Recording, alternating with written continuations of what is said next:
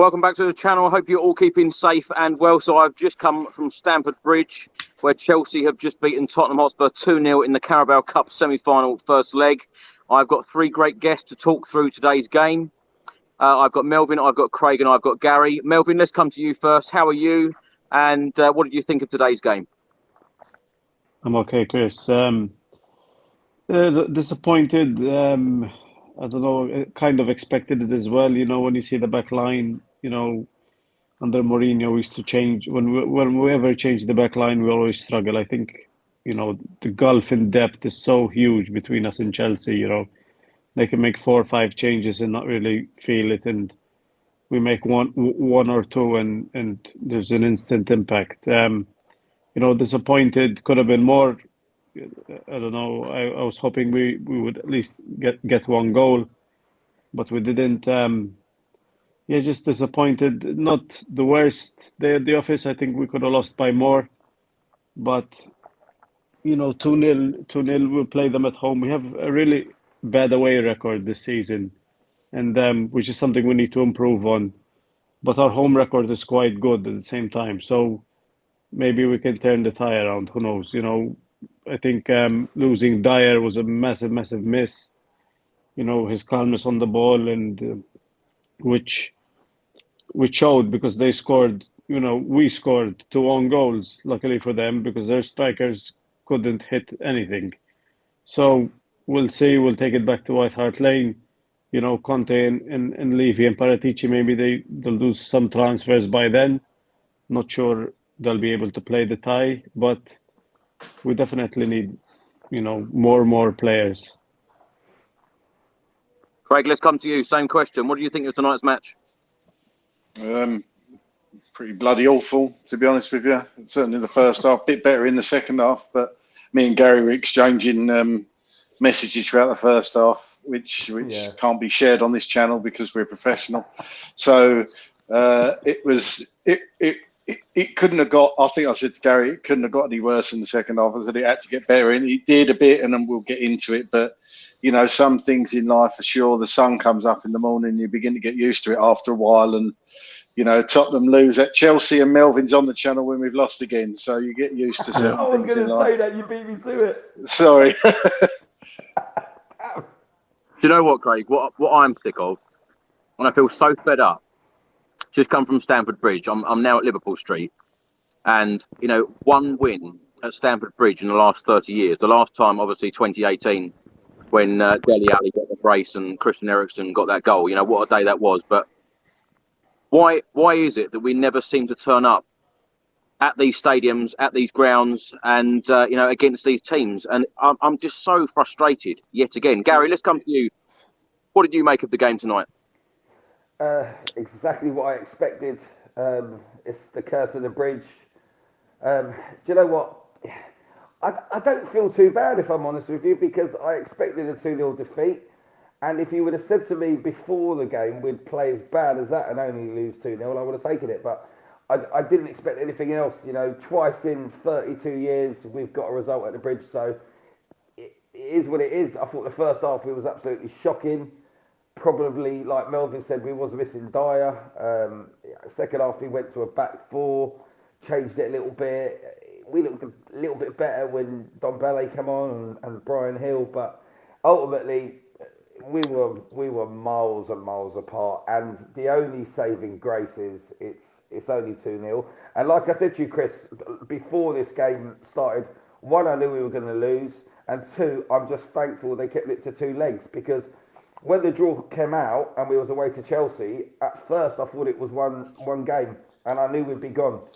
So, you know, we're not completely out yet. You know, we change it around. Dyer, I think, will be back for the second game, and let's see how we go. You never know. We might pull it round, the Great Escape.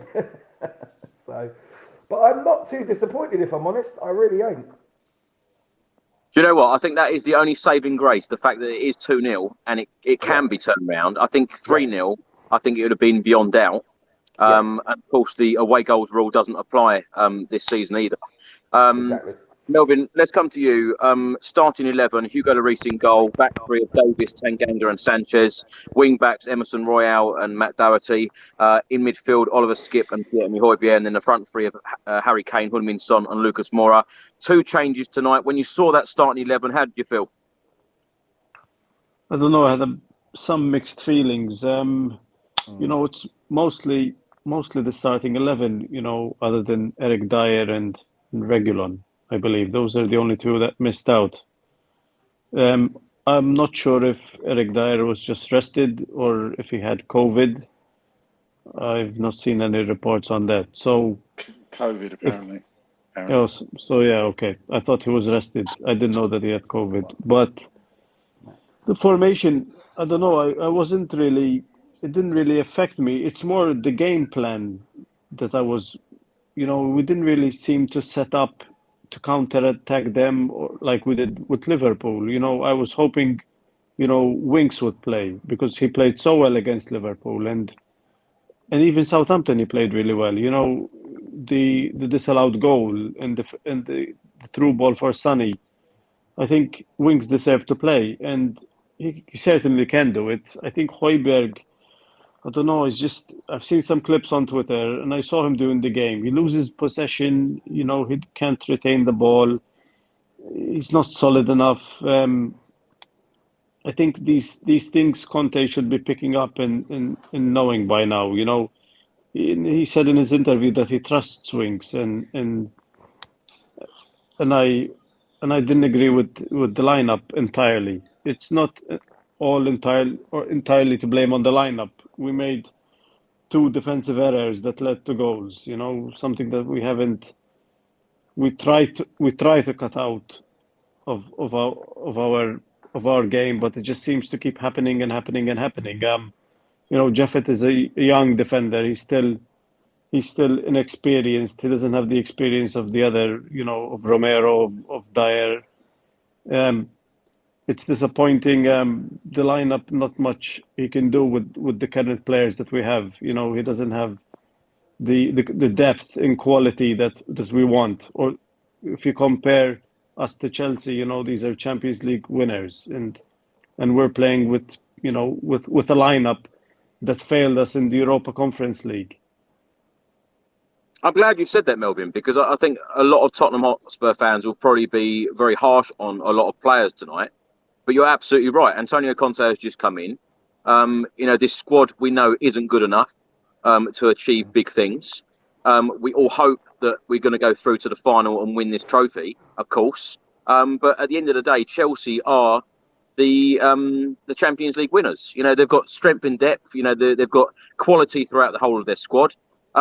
Craig, when you saw the starting 11, Japhet Tanganga coming in for Eric Dyer and Matt Doherty coming in for Sergio Reguilon, how did you feel about that? I was surprised that Reguilon wasn't playing, but I heard he got a knock, so he was being rested, in essence, and he was on the bench anyway. I don't know about Roden. I was quite surprised Roden didn't get a shout because I thought that Conte always said he saw Roden as Dyer's replacement. I honestly don't know if Roden was on the bench tonight. I don't think he was. Would you have played him? Well, only going by purely what Conte said, that he's effectively Dyer's understudy, then I just assumed Roden would be coming in. Unless he was he on the bench? If he wasn't, perhaps he's got COVID. I don't know. He was on the bench. He was on the bench. Oh. Right. Okay. It did surprise me. But what annoyed me more than anything, and it has annoyed me, just akin to what you said before, Chris, is we go to the Bridge and these away grounds, and it's almost like they're scared. That's how it seems to me, and it's kind of an inevitability about it. And we seem to sit off. Why weren't we shutting down from the front? It was like watching Mourinho again or Nuno. It was sitting back, and it drives me absolutely insane. We had one shot on target all game, I think, and that was Kane's effort from the free kick. I mean, why aren't we going after this team? This wasn't a full-strength Chelsea team. Well, they could have, they could have been got at. Yet we sat back again, and it looks every time when we play bigger teams away, but they look scared about just trying to play football. And it's almost like becomes the same pattern. You know, the top 5 or 6 teams, you know, it's going to go away from them. We sit back and we probably don't win. And then you've got the middle lot of teams where we get a good game and we nick more wins than losses. And then the teams right at the bottom of the league, you don't get as excited about because you expected to beat them. And that's how it goes every single week with Tottenham. And when it comes to the big games like this one tonight, we didn't show up. You could. The only positive you could say is the second half was 0-0, and it was 2 terrible defensive errors that cost the goals. And obviously that wasn't part of the game plan. But you know, Tanganga was pretty poor tonight. It was probably the worst game I've seen him play. And for me, I would have put Rodon, just replaced Dyer, and Sanchez. I didn't think was. I've seen him have worse games, but keep him in the position he's been playing well in. For me, don't try and get, because he can't play that central role. I don't think he's much better on that right hand side. And you know, you didn't move Davies out of position. I would have, unless there's something you don't trust Rodon. I don't know. It just seemed all a bit wonky to me today, and I didn't think Højbjerg was that good at all today either. I was watching him, and you know, last couple of games I haven't been that impressed. So there's work to be done in the transfer market, I think. Like Melvin said, you know, it's shown weaknesses in that squad tonight. But to be honest, the thing that most annoyed me was that we didn't go after them. I would have loved to have seen us go after them, and I think we've got to do that in the second. Well, we have now. We've got to come out and play. Craig, let's stay with you. Comment on screen now from Roy. Roy, thanks so much for your comment as usual. He says, other than the 2 goals, that they scored, or we scored, we never looked like scored. How on earth can that be the case when you've got Harry Kane, Heung-min Son and Lucas Moura in the team, that we are failing to have many shots on goal in such a big game? Because, you know, some of these players, we've said this week in, week out on this channel, some of these players have been in big games. We've been in a Champions League final, we've been in League Cup finals. Surely some of these players, you know, have got to have the desire to go on, get in the final and pick up trophies, Craig, because, you know, I just can't see, when you've got an attacking force like that, how we are not creating enough. Is this going to be another episode where we're all going to say, oh, there's not enough creativity in midfield? I certainly think that there is a massive point. I mean, I watched a couple of reruns of goals we've scored at Stamford Bridge, and Eriksen was at the heart of most of those moves, to be honest. And I don't know how many times I've said on this channel, we needed Christian Eriksen. I get bored, of myself saying it. That, and the creativity was free, Craig. Sorry? He's free. He is free. Why aren't we going for him? I mean, if he's allowed to play in England, why the hell aren't we just Craig, offering him something? Craig, even with a dodgy heart, he can run faster than Doherty, can he? mate, I'll tell you what. Doherty, Jesus, you like that joke? Yeah, it was funny. Doherty was chasing after Lukaku down the wing, and it looked like Ed Sheeran chasing Usain Bolt. It did. It was pathetic, utterly pathetic. But going back to Eriksen, I mean, why shouldn't we go after him and offer him something? You know, because he would be 10 times more creative. And Ndombele today, he looked brilliant for 2 minutes, and then he looked absolutely knackered for the rest of the game, and he's just falling on his arse as he normally does. He's so disappointing. But that creativity, Kane, I didn't think was. I started tracking back and making a couple of tackles. He did actually look like he was trying today. Sonny wasn't very good at all. Again, I don't know how many times he loses the ball. He just wasn't quick enough getting rid of it. He kind of runs down blind alleys, which he usually accused Moura of doing. And they just didn't gel today. There just wasn't much. You know, if I was Harry Kane, I was centre forward. In fact, I was a centre forward, nowhere near his level. But I'll tell you what, if I'm in a game like that and you're not getting service, it's so frustrating. It's so frustrating, and it's game after game after game. Remember, we only just edged past Watford. You know, we dominated, but we only just edged past them, and and it took a sending off against Southampton almost for the game to change. It's not perfect. I know we're up there in the Premier League and we're doing well, but I tell you what, there is so much work to do, and it's so frustrating again, where the creativity is so lacking, and that we regressed tonight a little bit, and it was against Chelsea. I get that, but we've got a big month of fixtures coming up, and they need to get their arses in gear and start creating again. Because I feel so sorry for the fans that went tonight in Eucharist, because you go all that way to a horrible place and you get served that up again, and it's just not good enough. Yeah. I won't lie, Craig. I absolutely hate going to Stamford Bridge. It is my worst stadium. It's the worst place that I go. I know Emirates is up there, but Stamford Bridge for me is the worst. I absolutely hate it. Hate everything about it. The travelling there, the travelling back, going in the stadium, coming out the stadium, seeing their fans. Absolutely everything about it. Gary, let's come to you on the same question. Starting 11. Dyer coming out, Tanganga coming in, and I must admit, when I saw Matt Doherty on the team sheet tonight, I did worry slightly.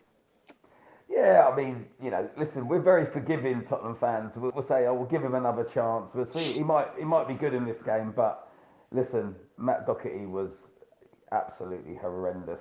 He just was awful. And like what Craig said, I didn't think Son had a good game. Son frustrates me. He's losing the ball a lot.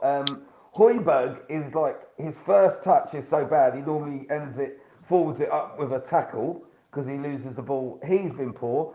I can't really criticise Harry Kane too much because he's at least trying. Dombele, when he come on, he looked all right. You know and then the what, last 5 minutes when you brought on Brian Hill and the Celso, they look good.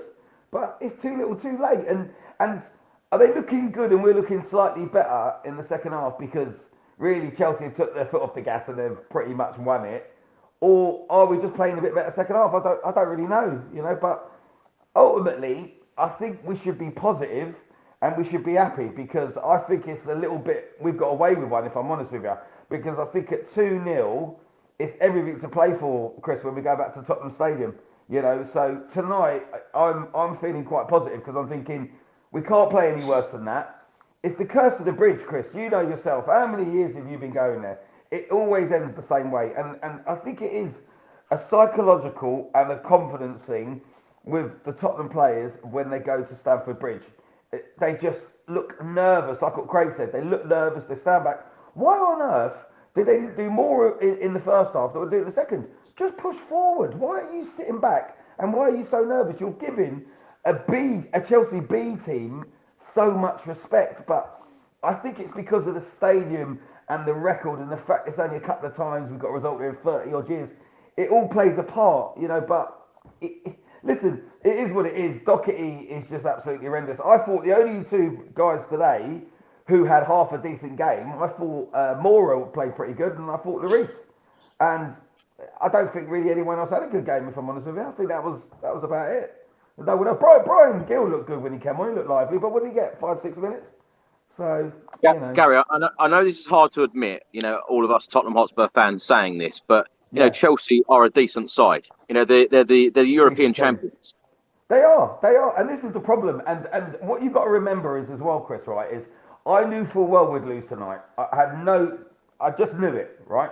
You go into a game at Stamford Bridge and you're very rarely ever going to get a result. Let's just say, for argument's sake, now, if it was 0-0 with 5 or 10 minutes to go, the mentality of them Chelsea players and them Chelsea fans are going to push that team forward and say, listen, this is Tottenham. We always beat Tottenham. And that's the position when we go to Stamford Bridge. It's not so much when we take them back to the Tottenham Stadium. And I think, in a way, because it is only 2-0, and the fact that, we are behind and we're losing, kind of gives them the upper edge and we're the underdogs again. And I think we've got a good opportunity. If we get an early goal in the first half, we could push on and win it. I think in some ways it would be worse if we won that game 1-0 because they'd probably come back to the lane and absolutely hammer us. So I actually don't mind the fact obviously I would have rather have won it or a draw, but I think losing 2-0 is actually quite a good scoreline. And I think bring them back to the Tottenham Stadium, a couple of players will come back, Regular will probably play, Dyer will be back, and with all the home fans there and stuff, I think we could get a result. I really do. I'm just so thankful it's 2 legs, and we got nothing to lose now, have we? You know what I mean? Melvin, let's come to you. Gary, a lot of people are saying in the comments that they can't hear you very well, so perhaps you can fiddle with the sound. Melvin, let's come to you. What did you make? I know we're going to talk about the first half in a minute, but what did you make of the half-time substitution with Tanguy Ndombele coming on and Tottenham going to a back 4? Jump out. Yeah, it was probably the right thing to do because we were getting overrun in midfield, but we also sat way too deep. You know, I think we were 10 yards way too deep. We never really put any pressure on them. You know, they had so much time on the ball. You know, their back line. They were so comfortable on the ball. They had time, and they were playing it from side to side, and kind of opposite what was happening to us, because we had no time on the ball. They pressed us, and we should have done that to them. I don't know if our team has the capability to run and press as much as they do, but we did it against Liverpool. We managed it. We pressed them, and we won the ball higher up the pitch. So I don't know. It's the tactics today were questionable from Conte. The game plan and it didn't really work. The substitution in Double A, like Craig said, he looked good for about 2-3 minutes. You know, when he took a shot from outside the box. Like, you want to see things like that, things that affect the game. But realistically, I was thinking, he's not going to score. He's not going to have a moment of where he does something magical. I just from the first minute of the game, it just seemed that the players had the mentality of don't lose by a lot. It's like they knew in their hearts that they weren't going to win. Under Pochettino, we had belief that we could beat anyone, and it just seemed today the players didn't have belief that we could. They have the capability to win against Chelsea. It's something that Conte said that they're building and they're working on. It's just these things take time, and Chelsea are too strong for us, and we don't have the belief yet, nor the quality or the capability, I think, right now to challenge a team like Chelsea. We did well in the second half to keep it at 2-0, and the mistakes from Tanganga are disappointing because he's a promising young player, but he's still a young player who makes mistakes. And if we had depth in our club, Tanganga wouldn't play. Tanganga would be on loan, at a club like Norwich and making these mistakes at Norwich, not at Spurs. He's still learning on the job. He's not experienced enough. Gary, let's come to you. Comment on screen now. Players' mentality and team identity. Do you think that they are clear on who they are? Winners and losers, start Delhi, aggression, winks, passes, next leg. How confident are you for the next leg? Because Chelsea didn't even have a full strength team out today, and let's be honest and frank about it. They could have put 4, 5, 6 past us tonight. Yeah, definitely. I've come out and gone back in, Chris. I'm on Max, so hopefully this sounds a little bit better. But one thing, I'm not quiet, so I'll just shout a bit louder. Do you know what? I am quite confident for the second leg, if I'm honest, because I expected us to lose 2-0, like I said. And I think going into the second leg at home, we'll have the home fans there. He'll change it around a bit. He knows what to expect. Chelsea will probably go a slightly weaker team anyway, because they're kind of overly confident and arrogant. And I think if we get an early goal, we could push on and win the game. And then, we get a 3-0 win. And there's no away goal system in this game, is there? No? Yeah. So we get a 3-0, and then into the final we go, and, everyone's happy. So I think at 2-0 and going back to home, I mean, I'm just glad it was that way round. It's 2 legs, and we went to their stadium first. Because I think it had been the other way around, or 1 leg would be out. I think this is the best chance and opportunity we've got. So I'm pretty confident. I had 0 confidence at the bridge because we're cursed, but I've got every confidence going back to the stadium. If I didn't, I wouldn't be going. That's why I didn't go tonight. Do you know what? I've got to make an apology actually to Darren, who's watching, and Darren was 2 rows behind me in the upper tier. And Darren, I'm so sorry. I didn't even say goodbye to you tonight because I was so angry. And as I said to you before the game, I absolutely hate the place, hate going there. So apologies about that. Yeah. Craig, let's come to you now. Of course, it didn't start very well for Tottenham whatsoever. 5 minutes gone, Spurs were 1-0 down. Yeah, and for me, I think Conte was playing for a 0-0 tonight, and then we might nick one on the break.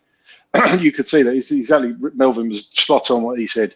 We were 10 yards too deep all evening until the second half, when we pushed on a bit, and it did change. And I just think, who am I to criticise probably one of the best managers in the world? But I just think he set us up all wrong tonight. I personally think we should be going at teams like this. You blame Conte tonight? I think I can blame him in the way he set us up. I mean, that he obviously told the players to play that way because you could see they had a game plan. They weren't chasing down. They weren't pressing in the first half. They were in the second half, and we was better in the second half. So for me, they were obviously told to do that in the first half. I get it that you got to keep it tight at Stamford Bridge, but a bit of confidence. We've been getting some good results over the last few weeks by pressing, and I think you've just got to press these teams. And a lot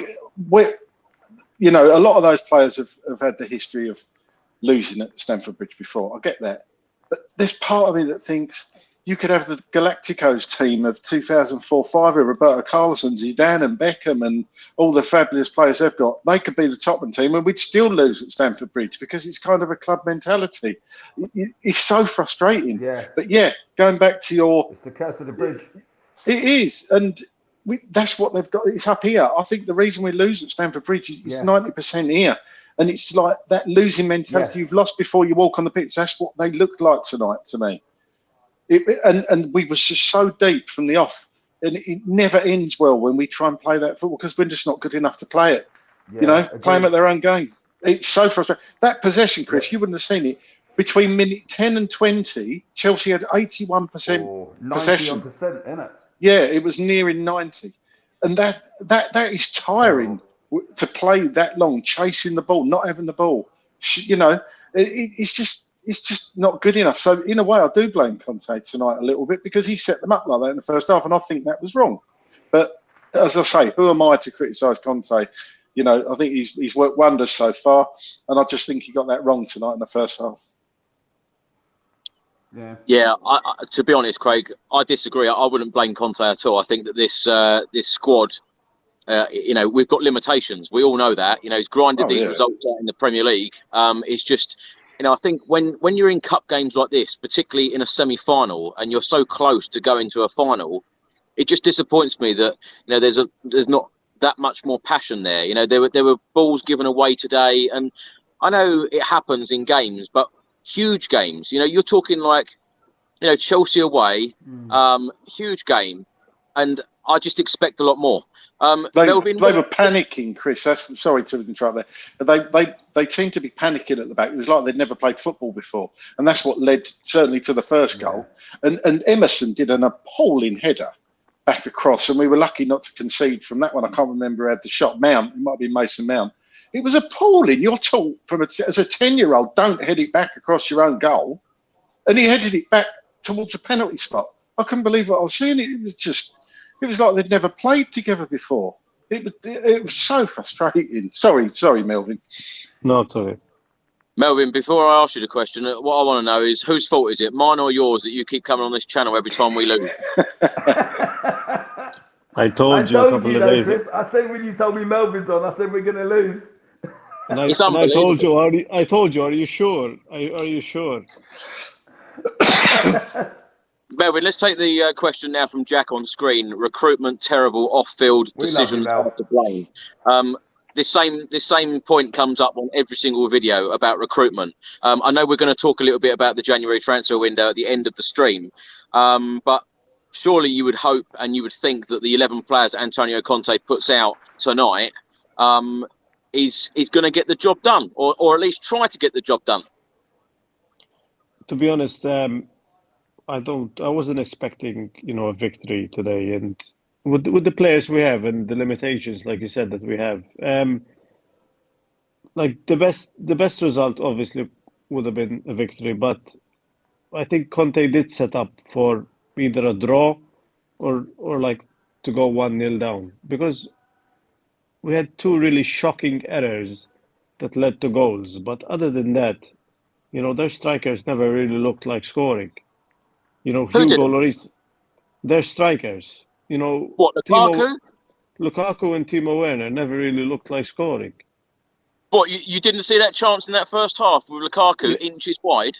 Yeah, okay. They had a few. They had they had some chances. They were limited, but the two really terrible errors. But I don't know. I just don't see them as clinical players. You know, Lukaku and Werner are not. You know, like. Melvin, did you have a pillow in front of your face trying to hide? No, really. No, okay. They had some chances, but they didn't do much. They didn't do much, Chelsea. Yes, they had the ball, but we limited them.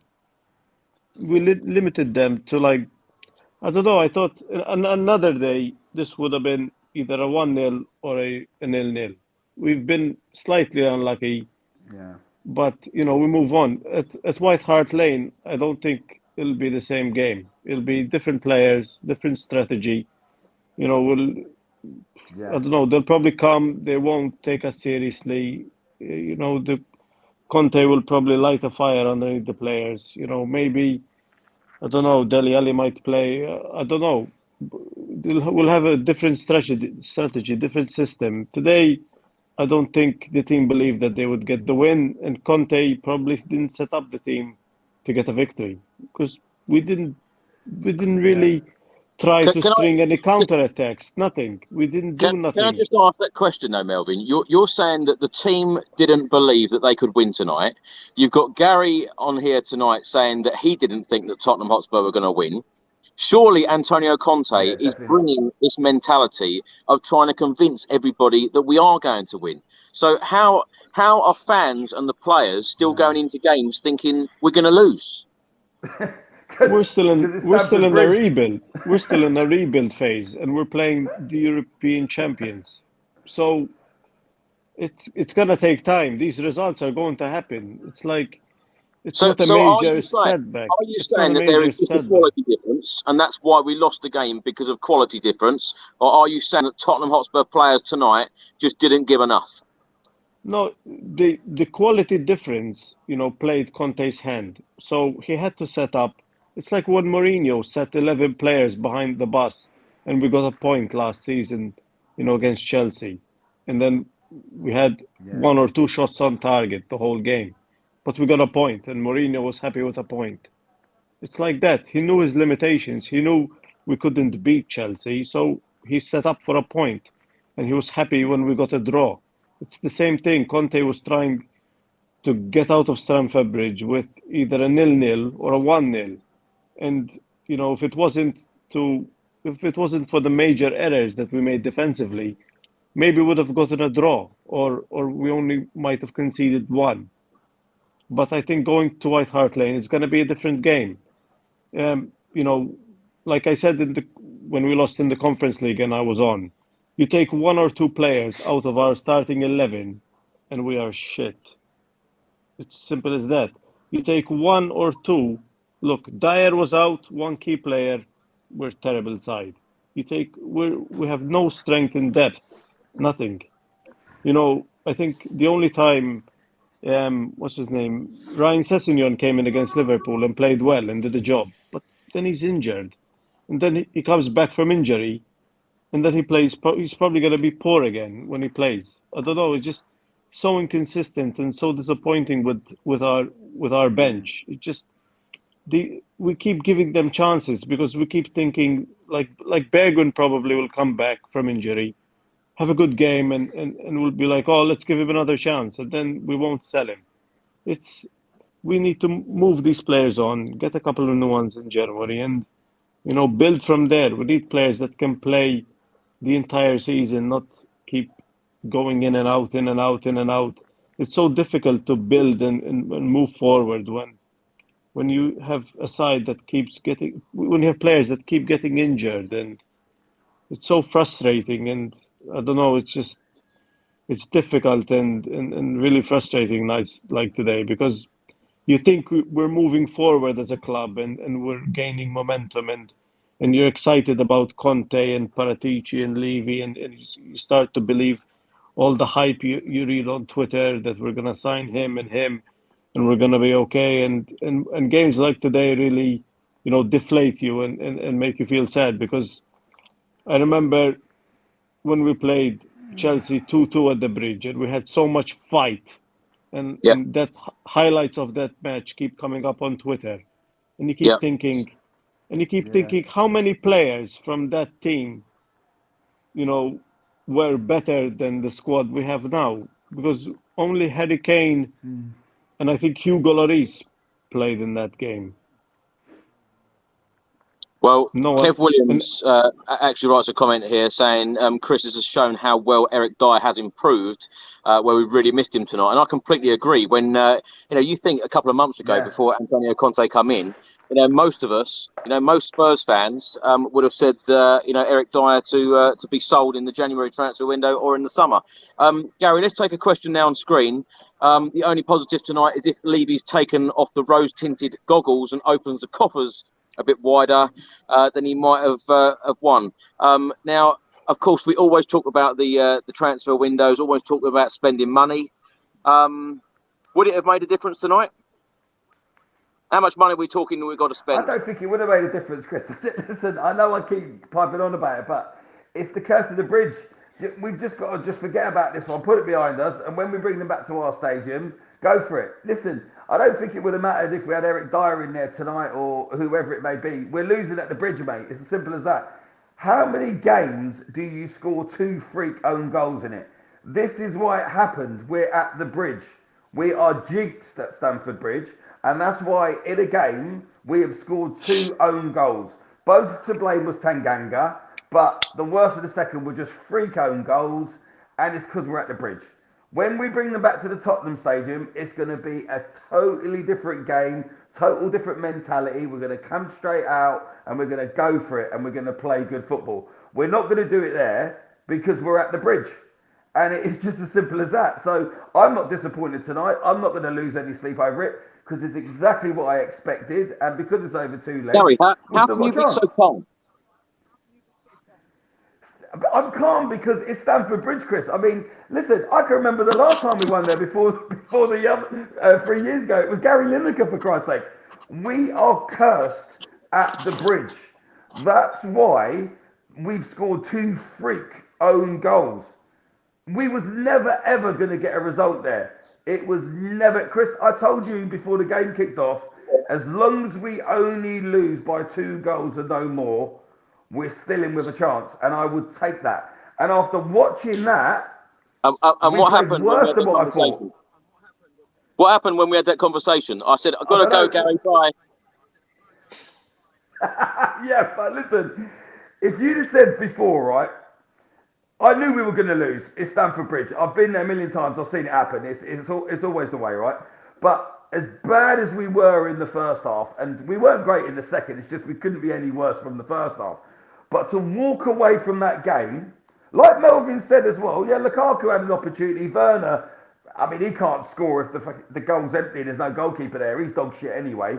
So we should count ourselves lucky, mate, that we have only lost 2-0. Because otherwise, if we'd have lost 3, 4, or 5-0, which we should have, this show tonight and the conversation for the second leg would have been totally different. At the moment, we've still got a chance. So I'm still holding on to that, and I'm still positive, and I'm still looking forward to the second leg, because that you just have to cross off. It's going to be the same when we go there in the league. Nothing ever changes. 2 own goals. It's the curse of the bridge. It is amazing, though, how one performance and one result can, completely ruin your mood. Because I know that Melvin in recent weeks has been, super high about the football that we've Yeah. been playing under Antonio Conte and the results. And look at him tonight. Craig, let's come to you. Comment on screen now. We aren't winning next week, as we have a squad full of mediocre players who will do well to finish 7th. Rebuild will take years if it ever happens. What are your thoughts on next week? Can we turn this around? Do you think we will turn it around? Do you know what? I think I know I've been a bit more negative tonight than I think I normally have, but we certainly can turn this around next week. There's no reason we can't. I mean, we played pretty well against Liverpool at home, didn't we? So, and I consider Liverpool to be better than Chelsea. So it's certainly doable. It's certainly doable. Obviously, Chelsea were without Kante and I can't remember who else they said had COVID. One of their Thiago Silva. So Silver. Yeah, so they weren't at full strength tonight, but you could argue we weren't either because of COVID issues. So I think you're right, yeah. I think it will be a totally different game next week. It has to be a totally different game next week because Conte will not stand for that. You know, he must. You can tell he put a rocket up their arse at half time because of the way they came out. All right, we didn't get anywhere with it, but it was better. If you just didn't watch the first half, didn't know the score. Yeah, it was. You know, if you didn't know the score and just watched the second half, we did put. I don't know what the stats were for the second half of possession, all that. I know possession don't mean your football matches, it was evenly balanced second half, though.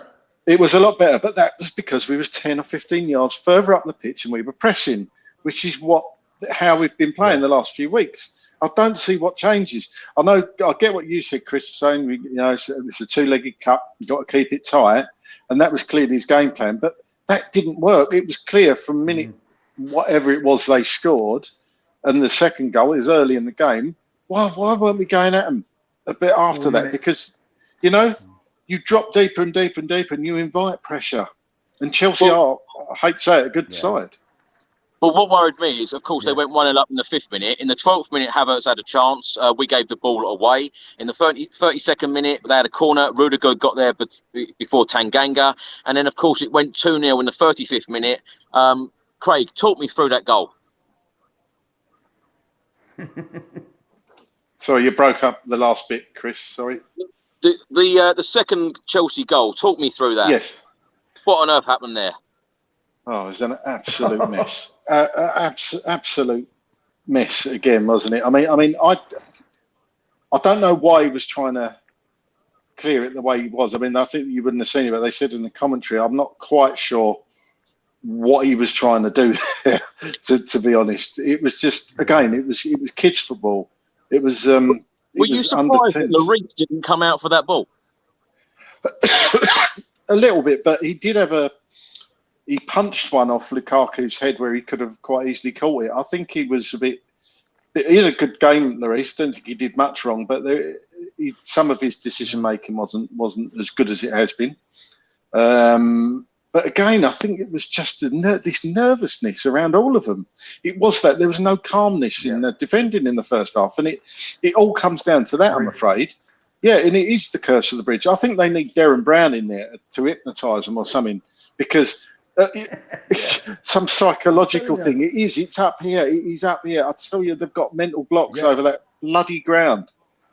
Are we away? Are we away there in the league, Chris? We are, aren't we? Yeah. Later in the month. So, that will be a good acid test again, won't it? Because as I said, we've got some massive games coming up. And what do they do against Morecambe on Sunday? Do they try and give players a bit of confidence and go a bit stronger, or do they save them? I don't know. I don't know, but that's gonna hurt them tonight. That's gonna hurt them tonight, as it has us fans. Craig, let me ask, because you just mentioned about that Chelsea away game. Of course, we've got them at home next week in the Carabao Cup Semi-Final second leg, and then of course we've got them in the league in a couple of weeks' time. Do you think that Tottenham are going to get anything in terms of good results against Chelsea in the next couple of games?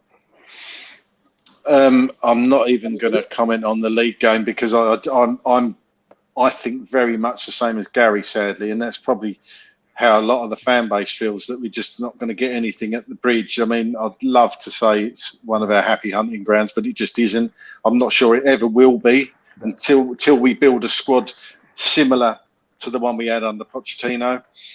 But I think we've got a chance next week against them. While it's still 2-0, if we get an early goal, we've got a chance. But I think we need to get an early goal within the first 15, 20 minutes. Yeah. And then it's game on. Then it's game on.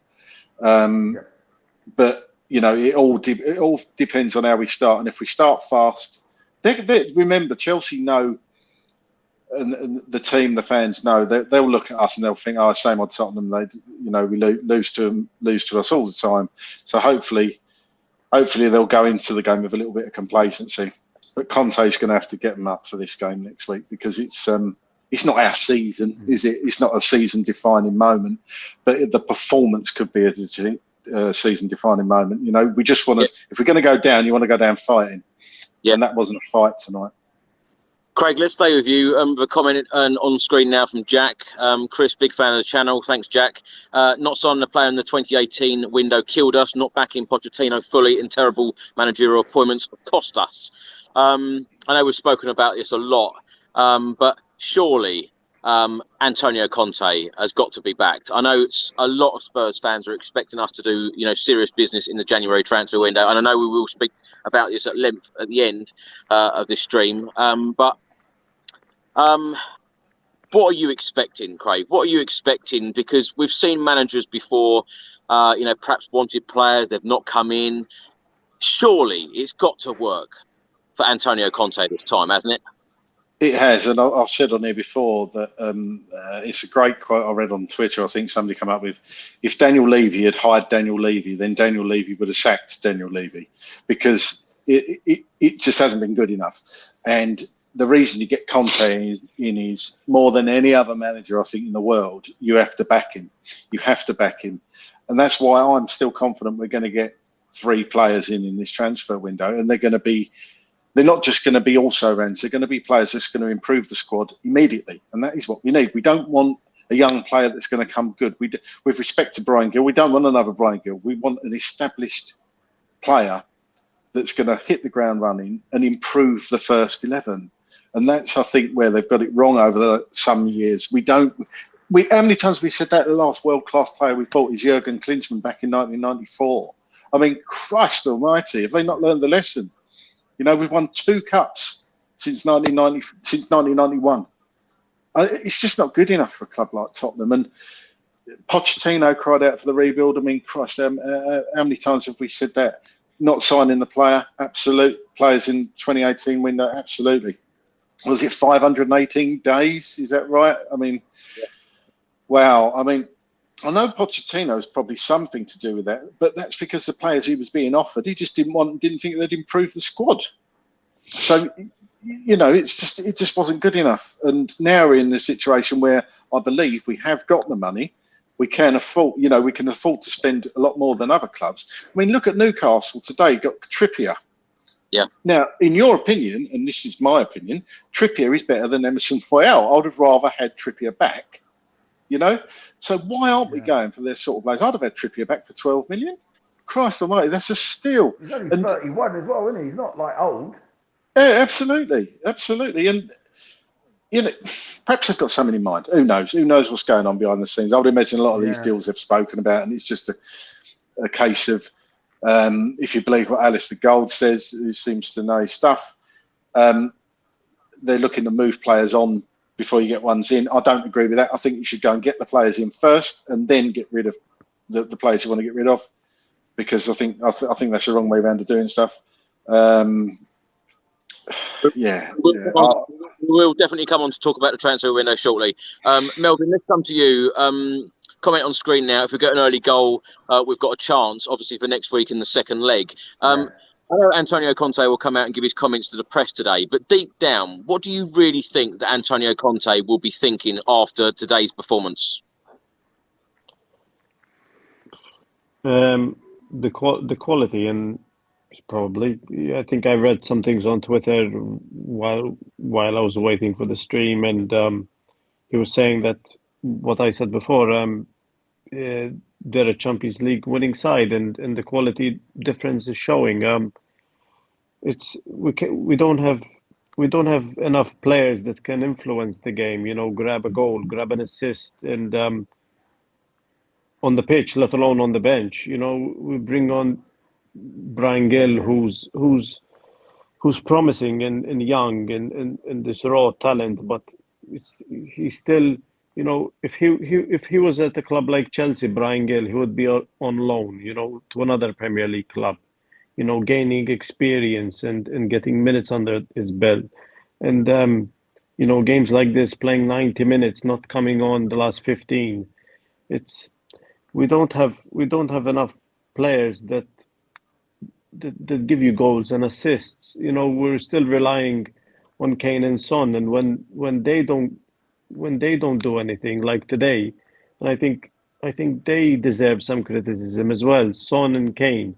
You know, Kane complains about not winning trophies, but days like today, he didn't really do much. Yes, he didn't really have any supply, but you know, he can influence the game, drop deep. You know, he tried and some of his passes didn't come on, but he deserves some criticism today too. Yeah. Son goes quiet as well sometimes when we play away games. You know, at home he steps up a little bit and pops up with the odd goal and assist, but just seems when we play away he's sometimes a bit quiet and I don't know, he's not been consistent as much as he was under Jose. And I think Jose, as much as people didn't like him and criticized him, he found a way of finding Son and Kane and getting them on the score sheet. And I think we haven't found a way of doing that yet. And hopefully, I don't know, in the while we were talking about the next tie, in my head I'm thinking about Arsenal. You know, in my head I'm thinking the Premier League is much, much more important. I know we've had a trophy drought for about so long, but I would probably be happy to lose against Chelsea the next game if it means we win against Arsenal because the Premier League is so much important and it was so important that we beat Arsenal. One for pride, two because we hate them, and we have to beat them. We have to finish above Arsenal this season, and we have to finish in the top four. I agree. So we're already 2 goals down, going into a very, very difficult match against Chelsea. In my head, I'm thinking, if we play our best lineup and they give it their all, and possibly we have the capability to win it because we've seen them, you know, we've seen them have good performances. It's just I don't want to, you know, the analogy of the dog that sees the reflection in the pond and there's like a big stick and he tries to grab the stick, but it's his own and he drops it and he ends up with nothing. I don't want to be the guy, you know, that we try to beat Chelsea and, you know, we bite more than we can chew. We have, you know, someone injured or someone gets a knock and then we're weaker to play Arsenal and we end up losing that match as well. I don't want to lose both matches. Yeah. You know, in my heart, I want to win both. Ideally, I'd want to win both. And under Pochettino, and at that point in time, I would have expected us to try to win both. But with the players that we have and the squad that we have, I would prioritize Arsenal over Chelsea. You know, I'd give up the League Cup because I think beating Arsenal, you know, it's a 6-point match. We have games in hand. If we win the games in hand, we go 2 points above them. They're annoyingly playing fairly well. They're improving as a club, and we have to beat them. It's so important that we beat Arsenal. So the next match, in my head, I'm thinking, yes, we'll give it our all, but it wouldn't be the end of the world if we lose. But we have to beat Arsenal. It's just, I think the momentum of the Premier League is so important. Melvin, I do get what you're saying about Arsenal, but we're 1 game away from a final, and we so badly need a trophy. Personally, if you're going to give me beating Chelsea and going through to the final over beating Arsenal, I'd take the Chelsea one just for a chance at winning a trophy. Because me personally, I just think it'd give everyone your leg cut off or your arm. Yeah, I know, but for me, it's a terribly hard decision. Well, actually, for me, it's not a hard decision. I'd rather be in the final trying and winning a trophy, to be honest. Do you know what? I don't think that decision has to be made. You know, we're capable of beating Chelsea at home. You know, we did it last season. If we get 2-0 in front, there's no extra time, is it? Is it straight to penalties? Yeah, penalties. Yeah. Can we do it though? Do we have the squad to do it? To do both? Yeah, I think. Listen, look. You know, we beat them at ours last season. We're capable of quite easily beating Chelsea at our ground and then kicking on and beating Arsenal. 100%. 100%. Gary, forgive me if I'm wrong, but I think that if it is equal after 180 minutes, I think we do play 30 minutes extra time. Oh, I thought they got away with that and it was straight to penalties. No, I think that's right. Actually, I think that is right. Yeah, extra time. Yeah. Yeah. So we want to be. We've got to try and get 3 goals, haven't we? Just want to ask all 3 of you, what players did impress you tonight? Spurs. Well, I said mine. Don't all shout at once. There was only Mora for me and Lloris. I didn't think anyone else played well. Like what the lad said, I thought, touching on what Melvin said, Kane I thought wasn't great. Son wasn't great. Doherty, how long you got? There was only Lloris and Mora for me. I didn't think Davies had that bad a game, to be honest with you. I don't think Davies did much wrong tonight, really. I don't think he did that badly, but nobody was above a 6 for me. On was good. Yeah, he was only on for 5 minutes, wasn't he? But he probably did. To be fair, Gary, you're right. When he was on, he did. But if you'd watched the video of Ndombele for the first 5 minutes tonight, you'd have thought, Christ, he's a good player.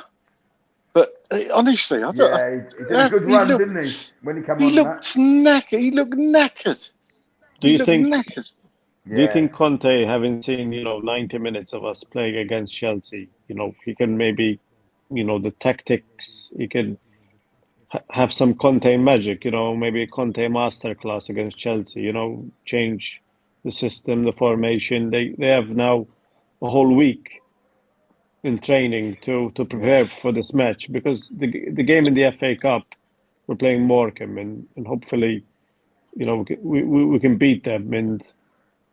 But the Chelsea match, he has time to prepare, time to have a system, and what I was saying before against Arsenal, if we beat Chelsea, 3-0 or and we go through, what massive motivation for the weekend. The team is buzzing. They're in the final. It'd be amazing. It'd be such a a kick up the ass. It'd be amazing. It'd be amazing. It'd be a real boost for the club and for the players. And they're in a final under the first season of Conte. Yeah. So there's massive motivation for it, and hopefully it happens. I think it's important to get a good result against Morecambe. I know it sounds daft, but it's that momentum. I don't care who's playing. If you get a good result against Morecambe and score some goals, it just drives you on into the next game. You don't want to be struggling past Morecambe, because you can see it coming. Yeah, Craig. Yeah. Melvin's on the Spurs chat after Morecambe. Am I? Oh no! That's it. Oh, no, shit. I'll sub myself. Can I just ask that what we haven't spoke about today, and that is the performances recently of Emerson Royale, because particularly after the Watford game at the weekend, I think he took a bit of a battering online on social media by a lot of Tottenham Hotspur fans, stating that he can't really cross the ball, and it's very, very frustrating. What did you make of his performance tonight, and what do you make of the Tottenham fans criticising him? He's only 22. He's only just arrived in the Premier League. He was bought originally as a right back. He's now playing in a wing back system under Conte, under a different manager. Craig, let's start with you on this. Some fans are even saying, let's offload him already and let's try and buy another right wing back in. Do you agree? No, I wouldn't go that far. No, but what I will say, he's a professional footballer and he should be able to cross the ball. And it was frustrating that Watford were almost giving him the ball and saying, "Oh, go and have another go. You're crap." That's basic. And he was. You can't cross the road. That's the thing. How can you when you're a winger? Beckham used to say this. He did used to pick people out, but you're not necessarily picking out any particular person. You're picking out areas. So you should be speaking to the strikers and saying, right, I'm going to put it near post or back post or wherever it is, and you get to know where he's going to put the ball. Now, you could criticise Kane and Son not getting on the end of crosses, but I don't think he actually put any decent ones in for him to attack in the right areas. But surely you would hope that, in the 2 months that Antonio Conte has been here, we have seen him improve players dramatically. Players like Ben Davies, players like Eric Dyer, for instance. Really missed Eric Dyer tonight. Surely he is going to work with players like Emerson Royale. As I said, he's only 22. He's adapting now to a new position. Surely he's going to, improve this player and make him into, a good crosser of a ball. Surely. Well, exactly. I mean, that's what you would hope. But he's a professional footballer, and he should be across the ball. Well, I know some players are better at certain things than others, and with things like heading the ball, Sonny's never going to be somebody like a Shearer or somebody like that that's going to, attack headers. You can see him; he ducked out headers tonight. He's not jumping for. There was one where Kane flicked it on, and Sonny didn't even react to it, and vice versa. Sonny just he jumps up and kind of ducks like that.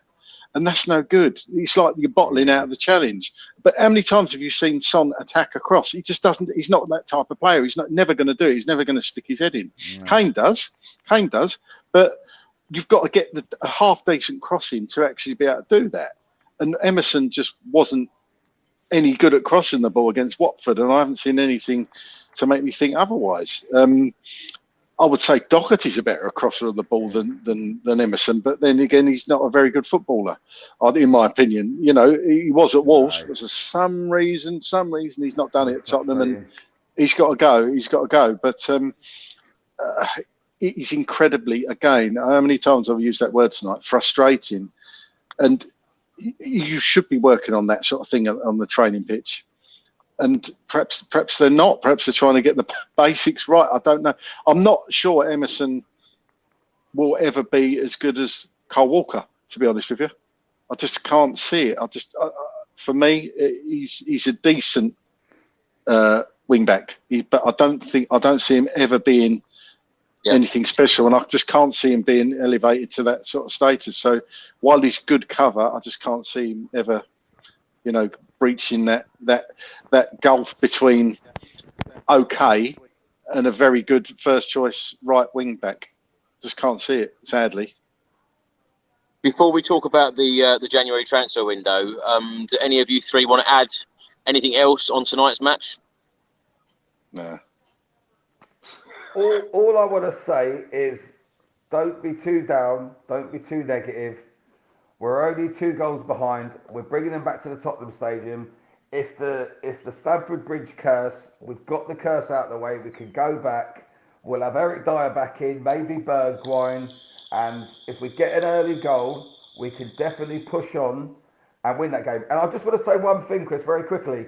The Chelsea home fans made no noise until I wrote it down, the 93rd minute. They were absolutely silent.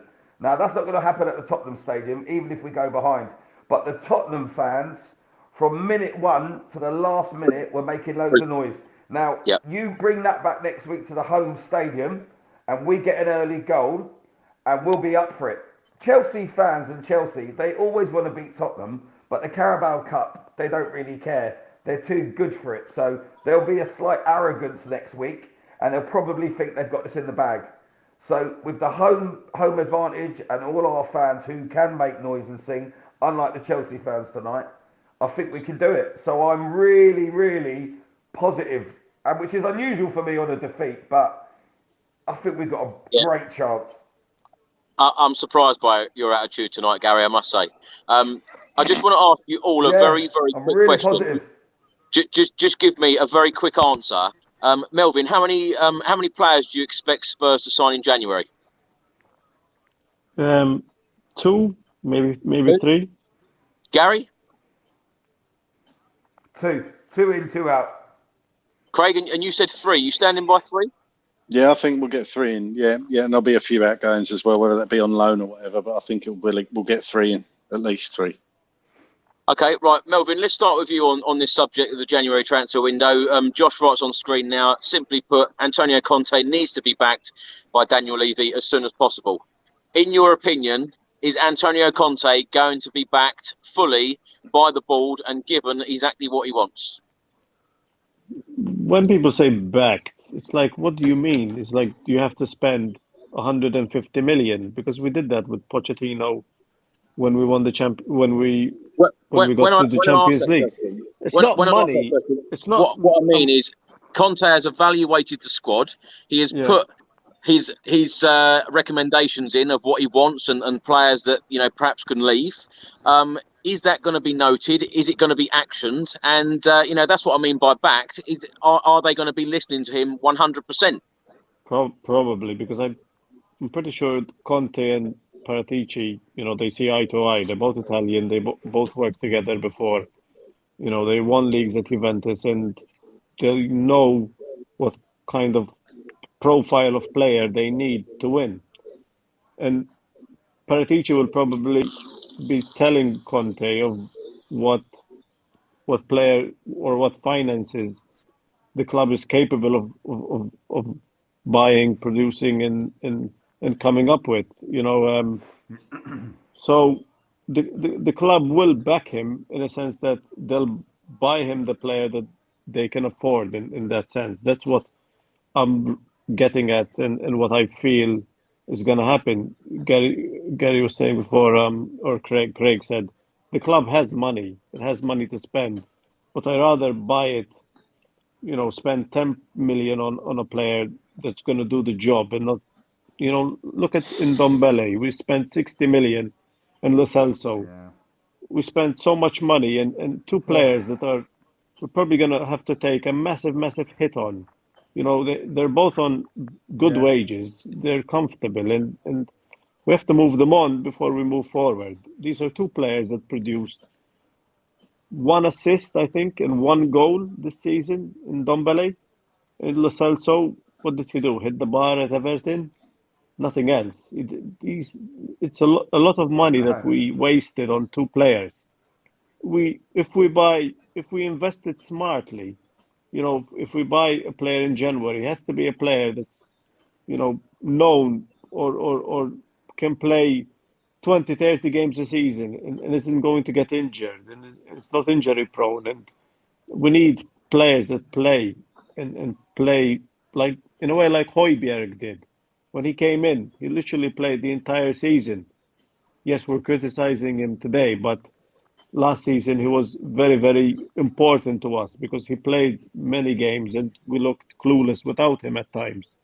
So we need that sort of signing, someone to come in and either help players in rotation and rest and do a job, and someone that Conte can trust, because he surely doesn't trust, Lo Celso or Ndombele and even Dele Alli at times. The only times that both of them played or started is when the squad was struggling with COVID, and that's the only reason that they played against Liverpool.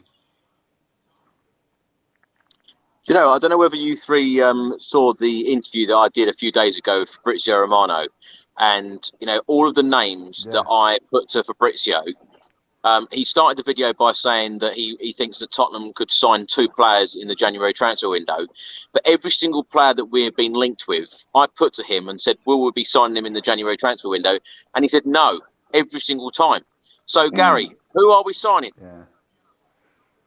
That's the $1 million question. I really have no idea, mate. I tell you what it's going to be. It's not going to probably be who the majority of the Tottenham fans want us to sign. But like Melvin said, sometimes you can fork out 60, 70, 80 million on a player and he ends up being an absolute hindrance, so well, that's a great point. And Conte, because Melvin said Lo Celso and Ndombele, £100 million. Yeah. Right? Now, I love it when Spurs sign players, but we can all sit here and say, oh, we need to spend more money all the time, we've spent money. Yeah. But these players have just not worked out. No, and that's the thing. It's, I think we will get a couple in and a couple will go out, and they probably won't be the type of signings that people would want, and it's not going to be mega money because it's January as well. But it might make a massive difference. I'm sure Paratici and Conte know they've got an idea. And sometimes it is just getting that good talent and maybe getting someone for 15 million, 20 million, or whatever it may be. Yeah, you just don't know. I mean, look at players like them down the road, Woolwich, Aubameyang. I mean, he's on £350,000 a week. He's not even getting a game. We don't want to start being like them, forking out all this money and wages. Ndombele's on what, 225 or whatever. We got to do things right. We got to be more sensible with it. And I get sometimes you've got to pay big money. But so sorry to interrupt you, but when you say that, right, it's rumoured heavily that Ndombele is he is getting £200,000 a week in wages. Now, when you want someone to come on and change a game, like today, he's come on at half-time, Antonio Conte wanted to change it around, you expect a lot more from a player on that amount of money and a player who is your record signing. You do. And Craig was right what he said, because when the second half started and Dombele was on, I think Doherty came off for Dombele, that first few minutes, he looked really good. He powered on, he done that run, didn't he? And got the free kick for Kane, who nearly scored. And you thought to yourself, he's looking really good here. And then another 4 or 5 minutes into the game, and he just didn't look interested. And it's such a shame, because we know the talent he's got, but I don't know if it's, we've been around this so many times. Is it fitness, or is it he just doesn't want to be at Tottenham? Does he think he's too big and too good to play in the Tottenham team in the Carabao Cup? Or is he just knackered? I don't know the answer, but it's just not fitting right. It's a shame. And it's big money. We try and get rid of him in January. What are we going to get? This is the problem, isn't it? Gary, you just said that you think that Spurs will sign a couple of players in this window. Who do you think we're going to get, and in what positions? Well, I mean, I don't know. I couldn't put names on it, but I'm certain we have to bring in some sort of midfielder, and there has to be some type of striker that's going to come in. And then I think that will be the only two positions that we get, that we try and get in January. I can't really see us getting or going for anything else, if I'm honest with you. But I don't know who we'd get in January, Chris. I really don't know. So it's a tough one. The reason I ask is because take tonight's game, for example.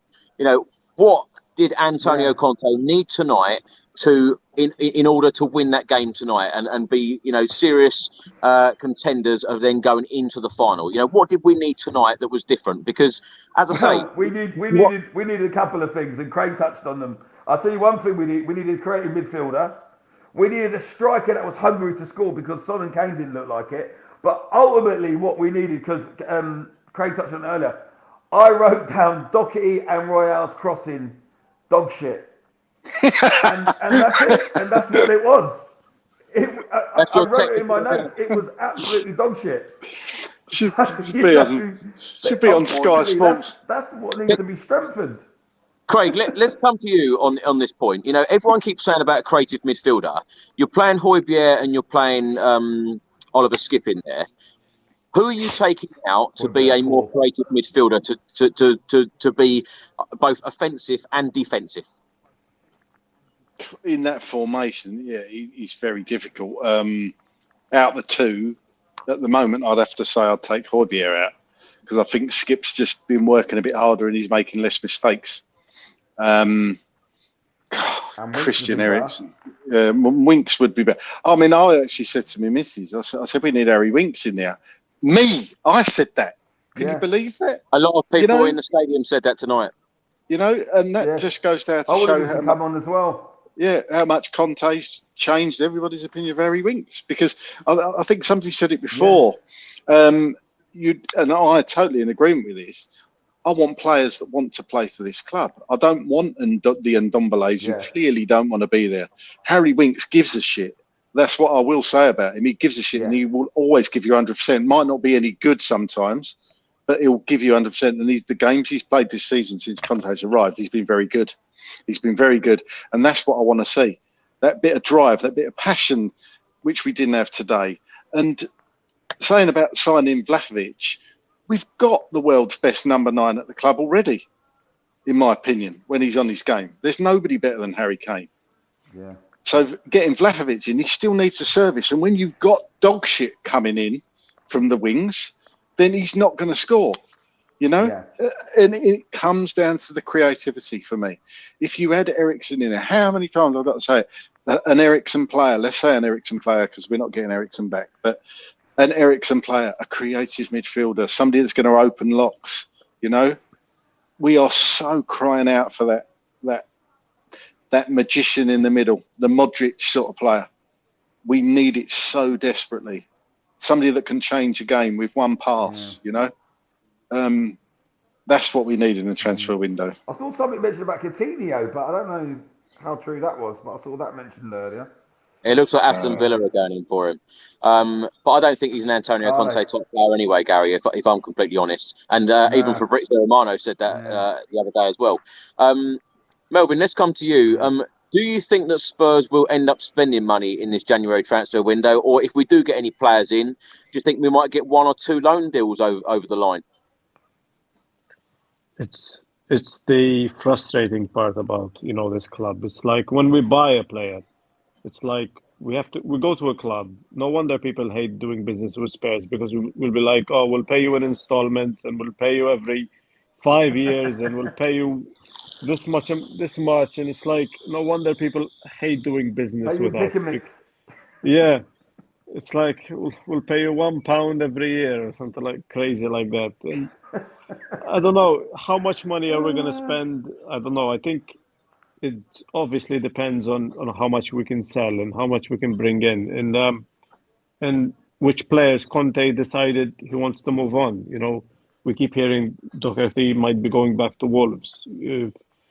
That's the only one I keep hearing on the outgoings. But if we can add another couple of players with him, it frees up, you know, wages, and maybe we can get a fee for some of these players. That certainly helps. We keep hearing about Weston McKennie, Cassie. I would love, you know, AC Milan. He's in his last year of his contract. We can either buy him in the summer, or, you know, put a 10 million bid in. You know, get him in January. You know, he's in the African Nations Cup. He's certainly a player we can get. He's definitely better than Højbjerg, and you know, it'll be.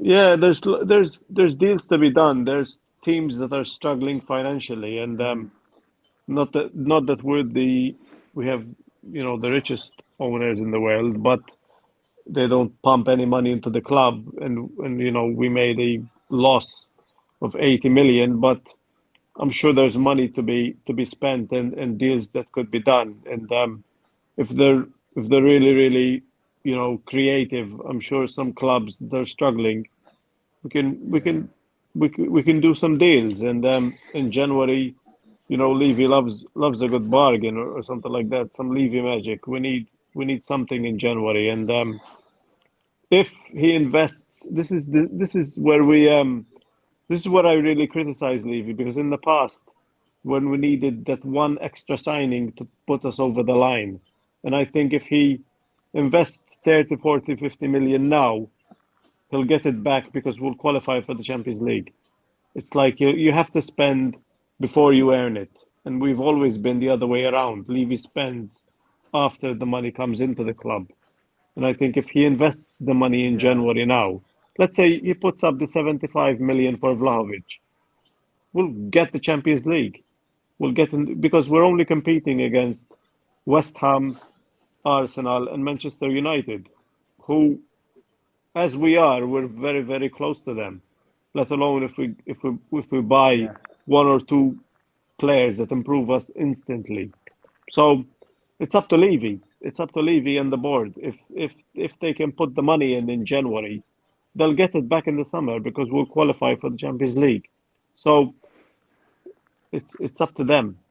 Melvin, I think if they invest right and we get the players in, never mind fourth, I genuinely think that third is achievable, because I know that I've flipped that on his head and people are going to say I'm mental, but you've only got to look at the table. You're right. We are competing essentially against Arsenal, Man U, and West Ham for that fourth spot. But Chelsea are catchable, but they've got to invest. They've got to invest in the and Premier League. In the Premier League, right? Points per game. Yes, we played most of them at home and against lower opposition, but points per game, we're recording the same amount of points per game as we did under Pochettino in the last season at White Hart Lane. So Conte, in the Premier League, we're right on form. We're getting the points in. It's in the cups. It's when we substitute players. It's when we have 1 or 2 out. The drop in quality is so high, and it's difficult to compete in 3 or 4 competitions when you have such such poor bench. I think And you're right though, Craig. You know, because let's not get too down on ourselves because let's think how good we played against Liverpool, right? We're jinxed against Chelsea at Stamford Bridge. Let's not forget that. But Chelsea's by any means are not having a good season. They have been poor in the league. They have had some really bad results and they've had some bad displays and they've not played good football. All right, so we get out. We're going to go to theirs next week in the league. We're going to lose that. That's a dead set. We know that. But then we don't have to play them no more. And the other teams that they're going to play, they're going to drop points. So really, third and fourth is available. You have got third and fourth available, but it's just whether or not we can get it over the line. But I don't think we need to be concerned about Chelsea because let them beat us next week. Let us beat them in the Carabao. Then they're going to beat us in the league.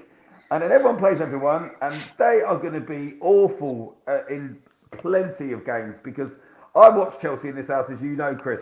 And they're no better in games and in defence as what Tottenham are. Let me tell you. They are awful. They just look like a Real Madrid or a Juventus or whatever you want to call it when they play us at their ground. And that's what we need to remember. We was at Stamford Bridge tonight, and that's why everything went wrong. That's what happens. So it's going to be fine. Can I just ask as well, Antonio Conte keeps saying that he's waiting for a meeting. Surely meetings have been taking place already, surely. Gary? Must have. Yeah, of course they have. They have, we touched on it earlier when we spoke. Of course they've been spoken about. But listen, I don't even think Conte would have come if he wasn't going to get back. But, you say Conte getting back, it's a very, it can mean a lot of things, a very broad word. It's all good and well him being back in January, but it's what's available. This is what you have to take into account, It's like in lockdown, it was all good and well if you had money for toilet roll and hand sanitizer, but you couldn't get it, could you? Do you know what I mean? And this is what January, this is what it might be in the next few weeks. So I'm under no false illusions. He wouldn't have put pen to paper and come to Tottenham unless the offer of spending money and rebuilding the team was there. He would have just held out and gone to Man U. So that's why he's coming to Tottenham, So the meetings have already taken place. We know that. And he's going to get back. But we've got to be realistic in January, Chris. Apparently, there's a meeting scheduled to leave. He's put it in his Outlook calendar for February the 2nd. So, All joking aside, Craig, surely these meetings would have been like, every other day. Surely. Yeah. They'll have every other day weekly catch-ups and say, Paratici will know. Conte will have said to him, right, these players, I want you to move them on. These players, I want you to go after. They'll have lists. Yeah, he's just saying that akin to what Mourinho did. He was always very cagey and didn't quite tell the truth. Of course, for him to say, I'm still waiting for a meeting. I'm sorry, the transfer window's open now. You would have had a meeting with the chairman or Paratici. They work hand in glove then too. So I'm not concerned about that. They will be having these meetings. They will know exactly how much, what the situation is, how much they've got to spend, and how many players they've got to sell them for what amount. Now, I said on here before that, and I agree totally with Chris and Ndombele and Lascelles. So if a bright price come in, you can move them on. I'd move them both on, which is crazy considering the amount we paid for them, as we said. But it's just it hasn't worked out for either of them, has it? So am I the only one that imagines? Am I the only one that imagines and pictures these meetings like a scene from what's that movie? Like an Italian gangster movie with like some guy stroking a cat and drinking wine. Well, Red Kite 72 says, "Where's the meeting, Chris? In Sid's calf." I thought you'd like that one, Gary. The Queen like a scene from The Godfather. Melvin, let's come to you. Comment on screen now. I think this is from a Chelsea fan, actually. Forgive me if I'm wrong, Nicola. We don't play good because we have a lot of first-team players out injured or COVID, and still humble to you. I don't quite know how to answer that, Melvin. Do you? We'll see in the second leg. It's football. We did it to Ajax. We can do it to Chelsea. Are you feeling a bit more positive after nearly an hour and a half of talking about this? Just don't have me on after and we'll win. Right, let's get on to talk about the last subject of the stream. FA Cup tie Sunday at the Tottenham Hotspur Stadium. Morecambe, third round of the FA Cup. I'm not even going to get into all the stats about how long since we've won an FA Cup, about trophies, etc. Yeah, 91. I was there. Gary, let's start with you. That wasn't born yet. Morecambe are a League One side. At the weekend, they were 3-0 down at home to Doncaster. They come back and won the game 4-3. How do you see Sunday's game going? Look, Sunday I think we'll be all right. It's not going to be an easy game. It never is with Tottenham, but I think we'll win that game and then we'll push on to against Chelsea. So I think, it won't be a convincing performance and we won't look amazing because you know what we're like with these small little clubs. But I think we'll go see. Yeah, go see. Yeah, I don't know about the players turning up. Switch your phone on next week, Mel. Yeah, but I think we'll comfortably beat Morecambe. We're all right. Listen, I'm not panicking about tonight. I'm not slightly bothered about it in any shape or form. It was exactly what I expected, and I think we'll beat Morecambe. And I think against Chelsea, I think we'll probably go 2-0 and extra time and possibly penalties. Gary, in the Morecambe game on Sunday, do you expect any players that started tonight at Stamford Bridge to be starting in that Morecambe game? Probably Lloris, maybe. And I think probably Lloris will play. Yeah, and I don't think any other players maybe. But then you don't know with Conte. You really don't know. And it could be a case of he's got one team out in the first half and then a second team in the second half. But I think he'll probably put Lloris in goal, and I think everything else will be different. Craig, do you think that any of these players that play tonight will play at the Tottenham Hotspur Stadium Sunday against Morecambe? I think they will actually, but that's including the subs that came on. I think Brian Gill will get a start. I think you'll probably see Ndombele get a run out. Lo Celso. Who are you going to play up front? I don't know if Bergwijn. Oh no, I don't know if he's going to. Yeah, I don't know if he's going to be fit. If he's fit and he's available, he might get a run out. Sessignoni should be back. I would imagine personally. I think Galini will be in goal. You never know. You might see Joe Rodon make an appearance. I think Tanganga could be right wing back perhaps, or even Doherty. Would Doherty get in the Morecambe side? Yeah, absolutely. So I think you might see a couple. I think you'll have a few players on the bench. I don't think Kane will start. I don't think Son will start. Your big players. But Galini, I think will definitely get a run out. Dyers obviously will still be isolating, so it will be very interesting to see. Actually, the team Delhi will get a run. Winks probably, perhaps, and this Rodon. I would love to see Delhi have a good game, even though it's against Morecambe. I would love to see Delhi have a good game and score a goal actually Sunday. Because I'm perhaps still one of the few people that have got hope for Dele Alli that he can get his form back.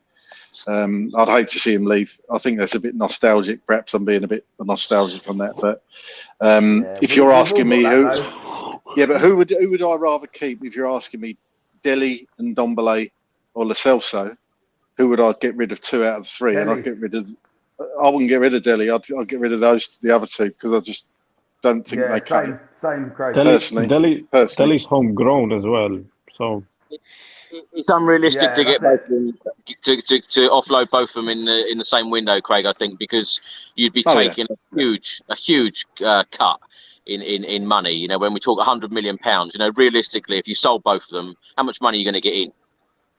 Oh yeah, absolutely. But I was really meant not necessarily this window, but certainly by the summer. I think could be gone. Yeah. Melvin, how do you see Sunday's game going? You excited for it? Yeah, it's a chance to see players like Brian Gill and the guys that he mentioned. We have to win.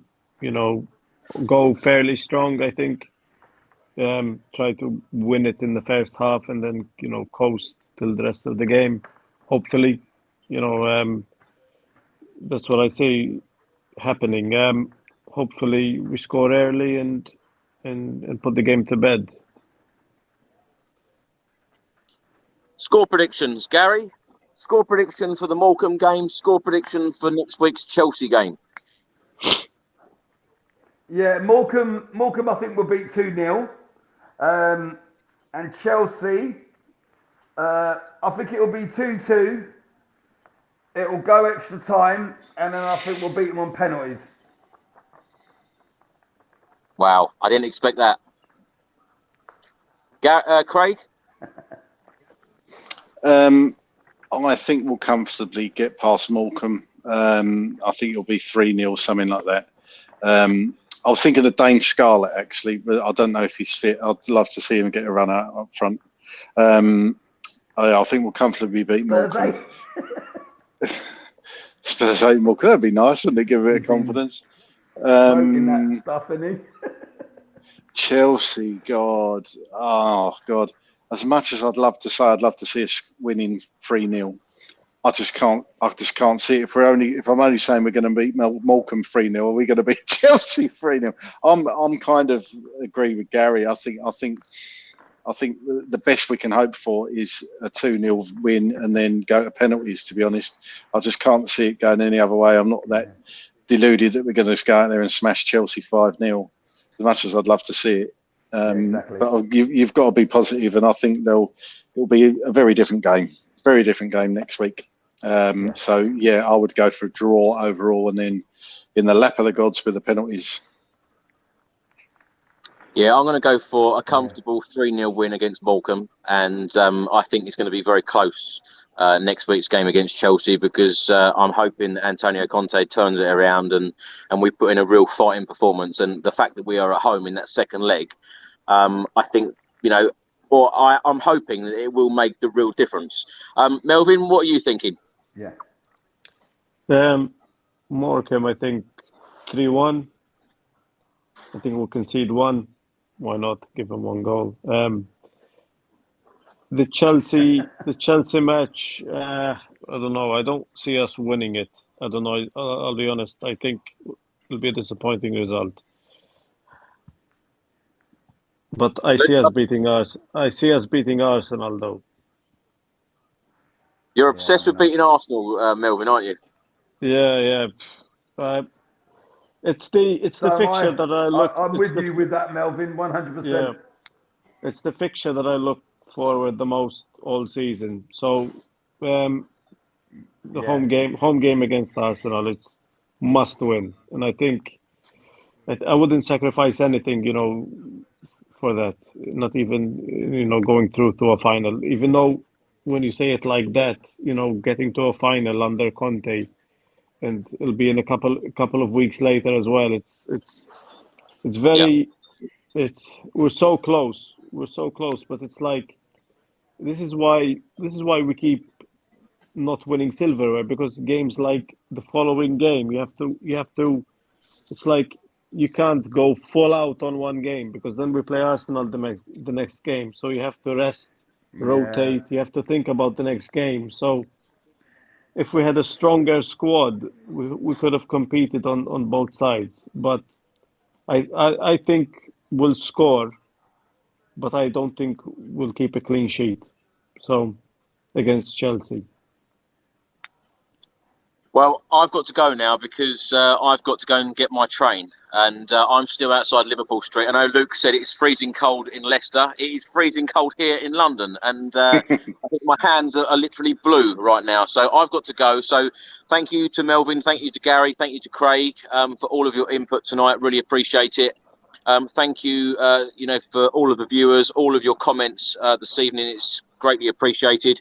Melvin, thanks so much for coming back on. Thanks, Chris. Hopefully, I don't know when I'm going to be on, but I always say yes whenever you invite me. I don't invite myself. It's a shame that we keep losing every time I come on, but we had a couple of victories. Not always, though, Mel. You have been on the show when we've won, though, surely. Yeah, I have. It's a running joke now that it just seems that whenever. It just seems whenever we lose, and the darkest of moments, it's pretty much us four. Yeah, but tonight wasn't your fault. Tonight is the curse of the bridge, Melvin. So even you can't beat that. I'm not sure it's Melvin. I'm not sure it's Melvin's fault. I'm not sure I'd love to be able to say we can blame Melvin for every Tottenham loss, because at least we'll have something to blame them, wouldn't we? But it's not Melvin. Yeah. I think Melvin's just invited on the best shows. That's all I can say. Yeah. That's it. Exactly. He's invited on the big games. So yeah, that's what happens. Craig, thanks so much for joining us again. No problem, Chris. Always a pleasure. Enjoyed it tonight. It's like therapy. And Gary, thank you so much as always. Yeah, loved it tonight, Chris. I'm feeling really high spirits and positive. So roll on next week. Couple of wins ahead of us, so that'd be nice. Yes, and David, thanks so much for watching, and thanks for all of your input. And you've got to be a guest very, very soon on this channel, hopefully. So I'll be in touch. Thanks for watching, everybody, as I said, and look out for another Tottenham Hotspur news video tomorrow with all of the latest transfer gossip, and hopefully we will, as a club, be announcing our first signing of this January transfer window. As Melvin, Gary, and Craig tells me that we're signing players this window. Anyway, I've now got to catch a train. Thank you very much, everyone. Come on, you Spurs.